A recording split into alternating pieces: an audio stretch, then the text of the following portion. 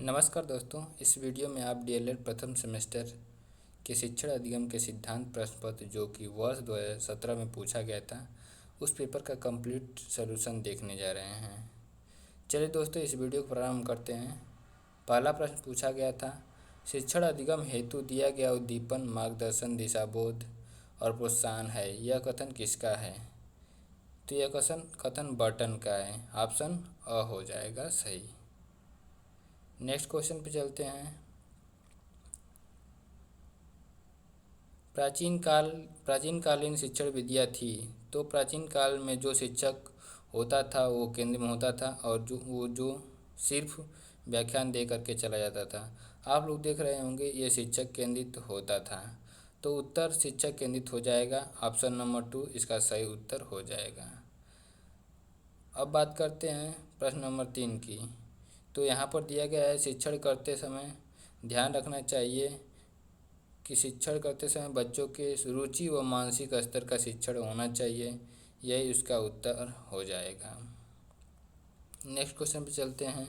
चौथा प्रश्न पूछा गया था कि शिक्षण को सुव्यवस्थित व प्रभावपूर्ण बनाने का माध्यम है।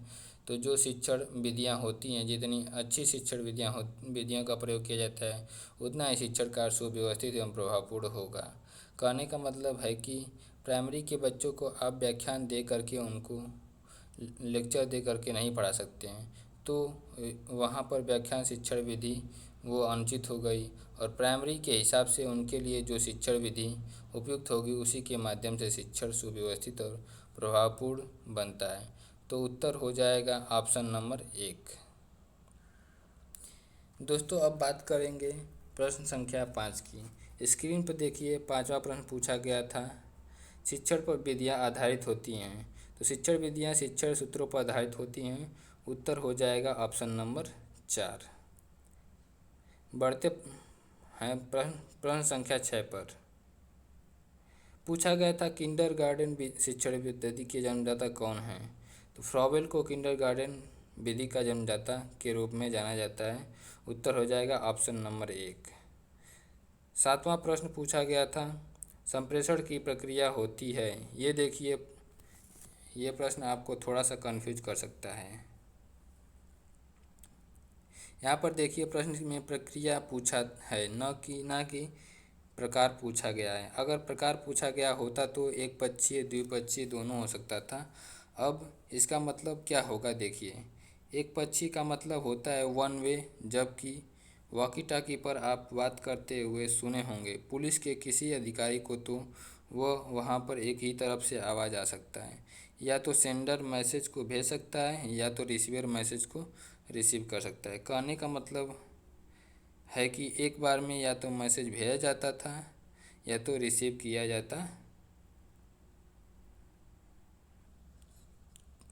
जाता है। लेकिन अगर मोबाइल की बात करें तो ये टू वे कम्युनिकेशन होता है। मतलब कि एक साथ अगर आप मोबाइल पर बात कर रहे हैं तो बोल भी सकते हैं और सुन भी सकते हैं। तो ये द्विपक्षीय मोबाइल का उदाहरण है और ये एक पक्षीय वॉकी टॉकी का उदाहरण है। अगर प्रश्न में ये पूछा गया होता कि संप्रेषण के प्रकार होते हैं तो दोनों ऑप्शन सही है। लेकिन संप्रेषण की प्रक्रिया पूछी जा रही है और ये शिक्षण के क्षेत्र में पूछी जा रही है। शिक्षण के क्षेत्र कहने का मतलब कि मान लीजिए एक क्लास में कोई टीचर क्लास ले रहा है, तो वहाँ पर बच्चा भी एक टीचर से इंटरेक्ट करता है, टीचर भी बच्चे से इंटरेक्ट करता है, यानी कहीं ना कहीं दोनों एक ही समय पर एक दूसरे से इंटरेक्ट करते हैं। तो वो किसका उदाहरण था? अभी हमने देखा मोबाइल में एक साथ दोनों तरफ से कम्युनिकेशन होता है। तो ये भी द्विपक्षीय प्रक्रिया होती है। संप्रेषण की शिक्षण के क्षेत्र में ठीक है। तो इस हिसाब से आपका उत्तर हो जाएगा ऑप्शन नंबर 2, द्विपक्षीय। बात करते हैं प्रश्न संख्या 8 की। निम्नलिखित में से उपयुक्त शिक्षण सूत्र है। यह यहाँ पर देखिए, हम लोग प्राइमरी के हिसाब से डीएलएड की प्राइमरी ट्रेनिंग होती है और उसी को ध्यान में रखते हुए पेपर सेट किया गया है। यहाँ पर पूछा जा रहा है कि निम्नलिखित में से कौन सी उपयुक्त शिक्षण सूत्र है। यहाँ पर देखिए, अज्ञात से ज्ञात की ओर प्राइमरी के बच्चों का मानसिक डेवलपमेंट इतना ज़्यादा नहीं होता है कि वह अज्ञात वस्तुओं के बारे में कल्पना कर सके। ठीक है, इस वजह से ये उत्तर आपका नहीं होगा। दूसरा देखिए, सूक्ष्म से स्थूल की ओर, यानी कि पार्ट से किसी पार्ट से लेकर बड़े पार्ट के बारे में बताया जा रहा है। तो ये भी बच्चे इतना कल्पनाशील नहीं होते हैं कि पहले किसी वस्तु के पार्ट के बारे में जाने और उसके बाद संपूर्ण वस्तु के बारे में जाने। तो ये भी नहीं हो सकता है। इसी प्रकार ऑप्शन चौथा भी है, अंश से पूर्ण की ओर, ये भी नहीं होगा। एक ही ऑप्शन बचता है, ऑप्शन नंबर 3, मूर्त से अमूर्त की ओर। मूर्त का मतलब जो चीज़ें वो देख रहा है उससे उसको अमूर्त वस्तुओं की ओर लेके जाया जाएगा, तब उसका जो शिक्षण होगा प्रभावशाली होता है। तो इस प्रकार से 8वें का उत्तर हो जाएगा मूर्त से अमूर्त की ओर।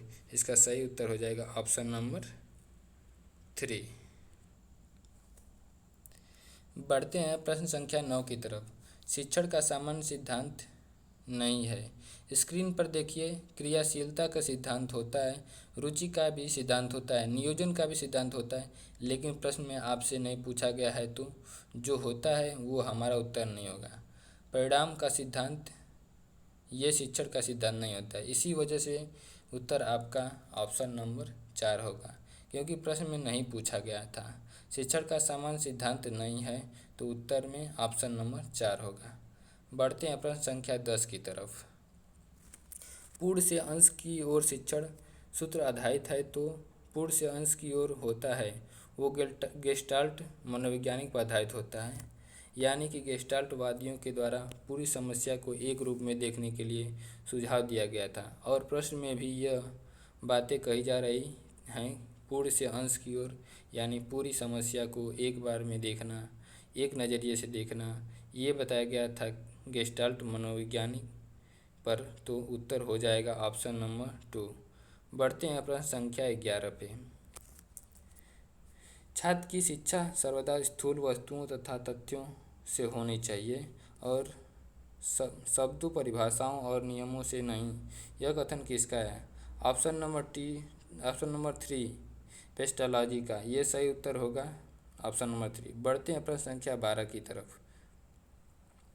पूछा गया था प्रयोग प्रदर्शन विधि सर्वाधिक उपयोगी है।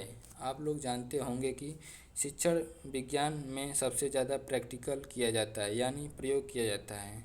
उत्तर हो जाएगा ऑप्शन नंबर 1, विज्ञान शिक्षण में। दोस्तों, अब बात करते हैं प्रश्न संख्या 13 की। स्क्रीन पे आप देख पा रहे होंगे, 13 प्रश्न पूछा गया था, सूक्ष्म अवलोकन व निरीक्षण शक्ति के विकास में सहायक शिक्षण विधि। तो पर्यटन जो है सूक्ष्म अवलोकन व निरीक्षण शक्ति के विकास में सहायक शिक्षण पद्धति होता है। उत्तर हो जाएगा ऑप्शन नंबर 4। अब बात करते हैं प्रश्न संख्या 14 की। छात्रों के पूर्व ज्ञान की जानकारी लेने हेतु प्रयुक्त शिक्षण कौशल है। तो पूर्व ज्ञान की जानकारी लेने हेतु प्रस्तावना कौशल होता है, जिसमें बच्चों से कुछ प्रश्न पूछे जाते हैं उस संप्रत्यय के बारे में जिसे टीचर पढ़ाने जा रहा है, यानी कि बच्चों को पहले इस संप्रत्यय यानी इस टॉपिक से जुड़ा नॉलेज या नहीं, इसी को प्रस्तावना कौशल कहते हैं। और पूर्व ज्ञान से इसी से जांचा जाता है।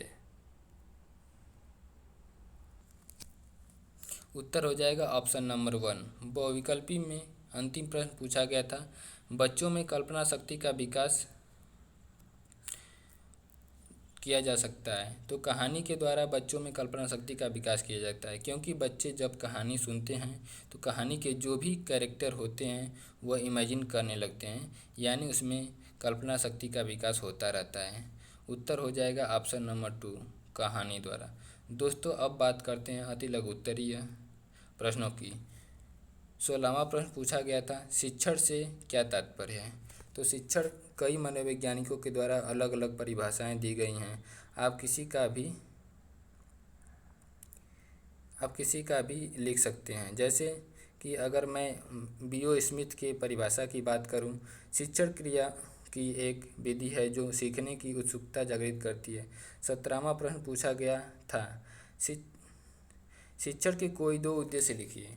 पहला उद्देश्य लिख सकते हैं, शिक्षण द्वारा छात्र को अपने आंतरिक और बाह्य अनुभवों से सामंजस्य स्थापित किया जा सकता है। क्वेश्चन नंबर 18वां पूछा गया था, शिक्षण में प्रेरणा के सिद्धांत का क्या अभिप्राय है। प्रेरणा के सिद्धांत के अनुसार अगर कोई बालक आंतरिक या फिर बाह्य रूप से प्रेरित होता है शिक्षण कार्य के लिए, तो उसका अधिगम होगा वो ज़्यादा अस्थायी होगा। क्वेश्चन नंबर 19वां पूछा गया था, मूर्त से अमूर्त शिक्षण सूत्र से क्या आशय है। तो बालक को ऐसे किसी भी संप्रत्यय के ज्ञान कराने के लिए उन वस्तुओं का उदाहरण लिया जाता है जो कि प्रत्यक्ष से उसे दिखाई दे रही है। मूर्त वस्तुओं का सहारा लेते हुए अमूर्त संप्रत्यय के बारे में समझाया जाता है। यही मूर्त से अमूर्त शिक्षण का सूत्र का आशय है। 20वां प्रश्न पूछा गया था, संप्रेषण की कोई एक उपयुक्त परिभाषा लिखिए।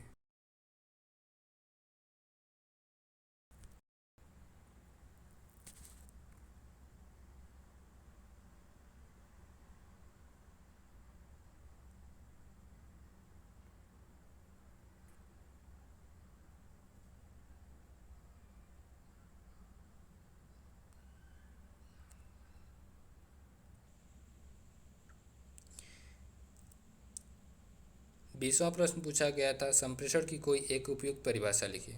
संप्रेषण के बारे में आप लिख सकते हैं कि संप्रेषण दो या दो से अधिक व्यक्तियों द्वारा विचारों, तथ्यों, मतों तथा अपने भावनाओं का आदान प्रदान करने की कला है। बात करेंगे प्रश्न संख्या 21 की। संप्रेषण के दो प्रमुख प्रकारों का उल्लेख करिए। तो संप्रेषण के दो प्रकार होते हैं, पहला शाब्दिक संप्रेषण और दूसरा अशाब्दिक संप्रेषण। अब बात करते हैं 22वां प्रश्न के बारे में, शिक्षण में प्रश्नोत्तर विधि का क्या महत्व है।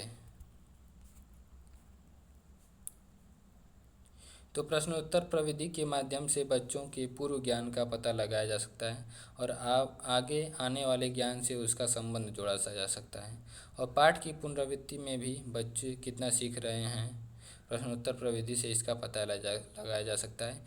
बात करेंगे प्रश्न संख्या 23 की। व्याख्यान देते समय क्या सावधानी रखनी चाहिए। व्याख्यान देते समय बच्चों की आयु, उनकी मानसिक स्तर और उनकी व्यक्तिक भिन्नता का भी विशेष तौर पर ध्यान रखना चाहिए। प्रश्न संख्या 24 पूछा गया था, विज्ञान शिक्षण में प्रयोग प्रदर्शन विधि का क्या महत्व है। तो प्रयोग प्रदर्शन विधि के माध्यम से बच्चे स्वयं करके सीखते हैं। इससे जो इनका अधिगम होता है हाई होता है, उनमें निरीक्षण, तर्क, विचार शक्ति का विकास होता है। 25वां प्रश्न पूछा गया था, बाल केंद्रित शिक्षण का अर्थ क्या है। बाल केंद्रित शिक्षण का अर्थ ये होता है कि शिक्षा प्रक्रिया में जो बालक होगा वो केंद्र बिंदु में होगा, उसी के अनुरूप शिक्षण पद्धति में ढाला जाएगा। इसके अनुसार बालक केंद्र में रखकर के पाठ्यक्रम और अन्य नीतियों का निर्माण किया जाता है। बात करेंगे प्रश्न संख्या 26 की। निदानात्मक परीक्षण किसे कहते हैं। किसी संप्रत्यय को सीखने के लिए बालक किन समस्याओं का सामना कर रहा है, समस्याओं को जानना और उसका पता लगाना ही निदानात्मक परीक्षण कहलाता है। बात करेंगे प्रश्न संख्या 27 की, बहुस्तरीय शिक्षण का उद्देश्य क्या है। बहुस्तरीय शिक्षण का उद्देश्य आप लिख सकते हैं कि समय का सदुपयोग करना, छात्रों में सृजनात्मकता शक्ति का विकास करना। अब बात करते हैं 28वां प्रश्न के बारे में, खेल पर आधारित किन्हीं दो शिक्षण विधियों का उल्लेख करिए। पहला हो जाएगा मॉन्टेसरी पद्धति, दूसरा हो जाएगा किंडरगार्टन पद्धति। अब बात करते हैं 29वां प्रश्न के बारे में, गणित शिक्षण में उपयोगी किन्हीं दो टीएलएम का नाम उल्लेख करते हुए उनका उपयोग लिखिए। पहला टीएलएम आप लिख सकते हैं ब्लैक बोर्ड और दूसरा चार्ट पेपर। ब्लैक बोर्ड का उपयोग सवालों को समझाने के लिए होता है, जबकि जो शिक्षण चार्ट पेपर पर होते हैं उनके द्वारा बालकों को गणित के सूत्र कंठस्थ कराए जा सकते हैं। अति लघुत्तरीय प्रश्नों में अंतिम प्रश्न पूछा गया था, शिक्षण अधिगम सामग्री का क्या अभिप्राय है। तो जिस सामग्री का प्रयोग शिक्षण अधिगम को प्रभावशाली बनाने के लिए करते हैं तथा विद्यार्थी उसे देख करके, सुन करके, प्रयोग करके सीखते हैं, उसे शिक्षण सहायक सामग्री कहते हैं या फिर शिक्षण अधिगम सामग्री के नाम से भी जाना जाता है। दोस्तों अब बात करेंगे लघु उत्तरीय प्रश्नों के बारे में। एक तीसरा प्रश्न पूछा गया था कि निर्दोष शिक्षण सूत्रों का वर्णन करते हुए शिक्षण में उनका महत्व स्पष्ट करिए। पहला शिक्षण सूत्र आप लिख सकते हैं सरल से जटिल की ओर, और दूसरा लिख सकते हैं ज्ञात से अज्ञात की ओर। इनके महत्व के बारे में भी पूछा गया था, तो इनके प्रयोग के द्वारा बालकों की संप्राप्ति यानी उन्होंने कितना सीखा अपेक्षित स्तर तक पहुंचाया जा सकता है, दूसरा लिख सकते हैं। इसके प्रयोग द्वारा शिक्षक अपने शिक्षण कार्य को रुचिकर बना सकता है। 32वां प्रश्न पूछा गया है संप्रेषण को प्रभावित करने वाले प्रमुख कारकों का उल्लेख कीजिए। पहला है, पहला कारक आप लिख सकते हैं संवेग और भावनाएं, मतलब कि एक बालक की किसी दूसरे बालक को अगर भावना से ये बोले मजाक से कि तरीके से कि तुम मूर्ख हो, लेकिन अगला बंदा अगर उसे सीरियस ले ले तो उसका अर्थ ही बदल जाएगा। तो ये पूरी तरीके से प्रभावित करता है। किसी भावना के साथ कोई वाक्य बोला गया और रिसीव करने वाले किस भावना के साथ उसको रिसीव कर रहा है। दूसरा कारक होता है परिस्थितिकी संदर्भ, तीसरा होता है भाषा, चौथा होता है शोर, पांचवा होता है रुचि का अभाव, मतलब कि आप बोल तो रहे हैं लेकिन सुनने वाला तो उसमें रुचि नहीं ले रहा है, तो भी संप्रेषण पूरी तरीके से प्रभावित होता है। इसके अलावा संप्रेषण के माध्यम की कमी से भी संप्रेषण प्रभावित होता है। ये कुछ प्रमुख कारक आप लिख सकते हैं। 33वां प्रश्न पूछा गया था शिक्षण में क्रियाशीलता के सिद्धांत का क्या महत्व है। क्रियाशीलता के सिद्धांत के अंतर्गत बालक स्वयं करके सीखता है और इसके महत्व के बारे में आप लिख सकते हैं कि बालकों में आत्मविश्वास बढ़ता है। दूसरा महत्व लिख सकते हैं कि व्यवहार में परिमार्जन होता है। तीसरा लिख सकते हैं कि किया गया सीखना अस्थायी होता है। और चौथा आप लिख सकते हैं कार्य व पाठ आसानी से सीखा जा सकता है। तो इस प्रकार इसके महत्वपूर्ण को आप बता सकते हैं।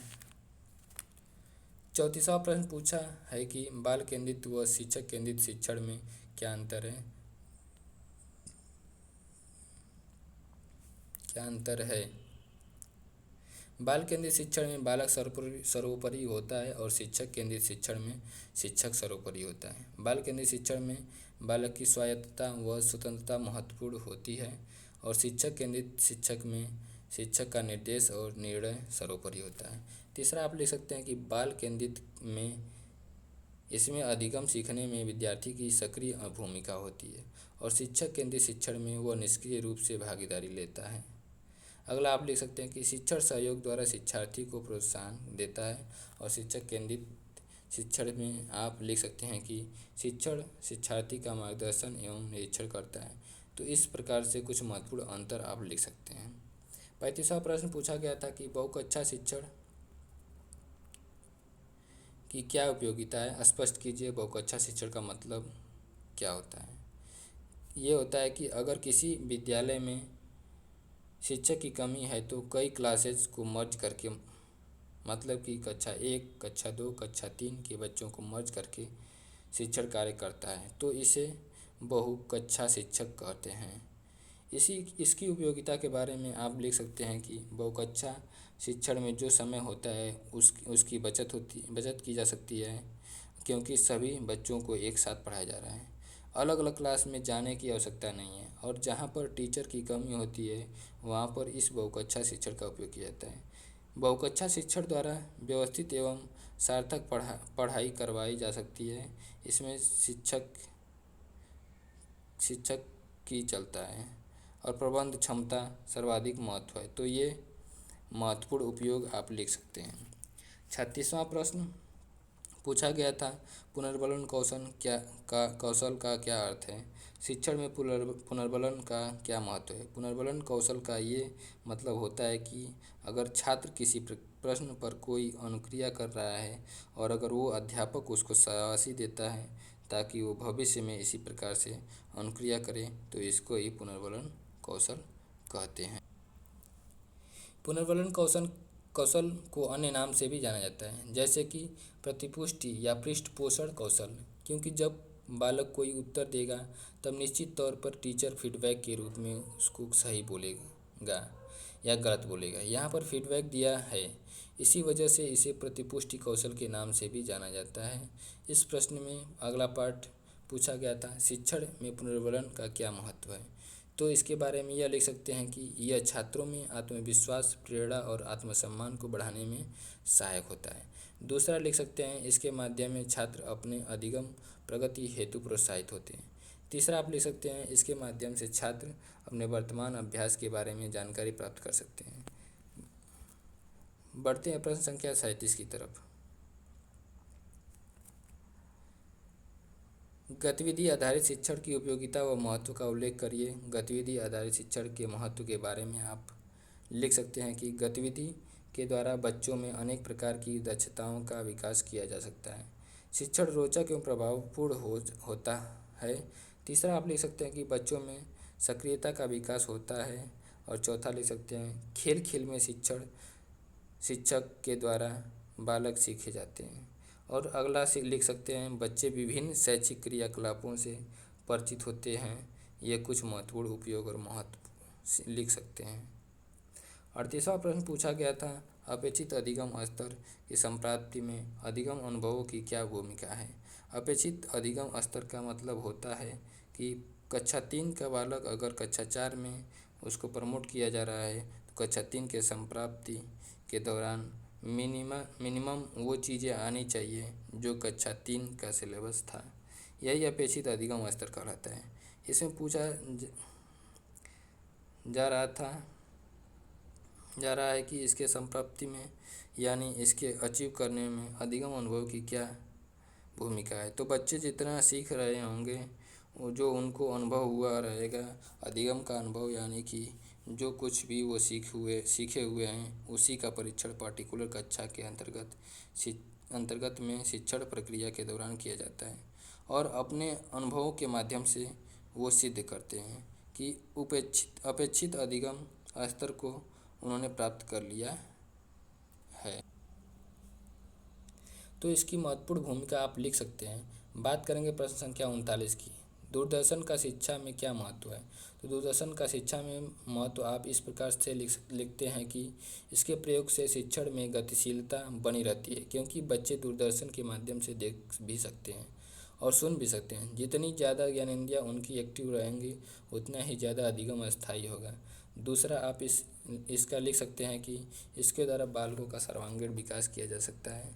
और तीसरा आप लिख सकते हैं कि अध्यापक के निजी विकास में भी दूरदर्शन सहायक सिद्ध होता है, क्योंकि कई ऐसे प्रोग्राम हैं जो टीचर के लिए चलाए जाते हैं दूरदर्शन पर। अगला आप लिख सकते हैं कि यह विद्यार्थियों का ध्यान आकर्षित करने के लिए बहुत उपयोगी साधन है।